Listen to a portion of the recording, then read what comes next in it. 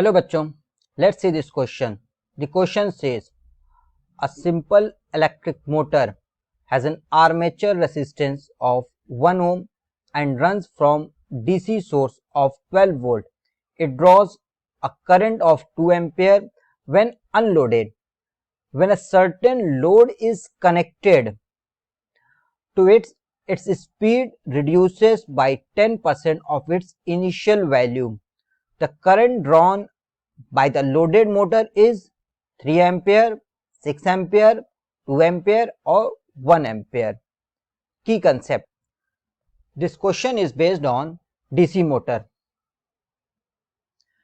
इस क्वेश्चन में हमें दिया है कि एक डीसी मोटर है जिसके आर्मेचर रेसिस्टेंस है R is equal to 1 ohm और डीसी सोर्स है V is equal to 12 volt. इस डीसी सोर्स से मोटर अनलोडेड कंडीशन में करंट ड्रॉन करती है IUL अनलोडेड करंट 2 एम्पेयर का। जब कोई लोड अप्लाई करते हैं तो इसके स्पीड 10% रिड्यूस कर जाती है, उसके इनिशियल स्पीड के 10% रिड्यूस हो जाती है। हमें टोटल करंट कितना ड्रॉ हो रहा है कैलकुलेट करना है जबकि मोटर लोडेड कंडीशन में है।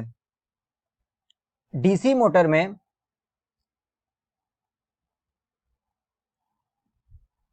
एक कॉइल होता है जिसे आर्मेचर कहते हैं, जिसके रेजिस्टेंस की वैल्यू हमें 1 ओम दिया है और इसे हम किसी डीसी सोर्स से अप्लाई करते हैं, डीसी सोर्स अप्लाई करते हैं।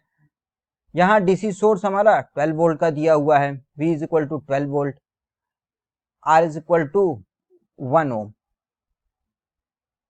Here shaft is connected. कुछ लोड अप्लाई करने के लिए यह शाफ्ट दिया होता है। अनलोडेड की मीनिंग है कि मोटर सिंपली यूज हो रही है बिना किसी पर्पस के, हमने इस पे कोई लोड अप्लाई नहीं किया। और लोडेड की मीनिंग है कि हमने इस पे कोई लोड जैसे फैन या पंप अप्लाई किया हुआ है। अनलोडेड सिचुएशन में मोटर आर्मेचर के रेसिस्टेंस के कारण कुछ पोटेंशियल यूटिलाइज करेगी, मींस पोटेंशियल ड्रॉप होगा।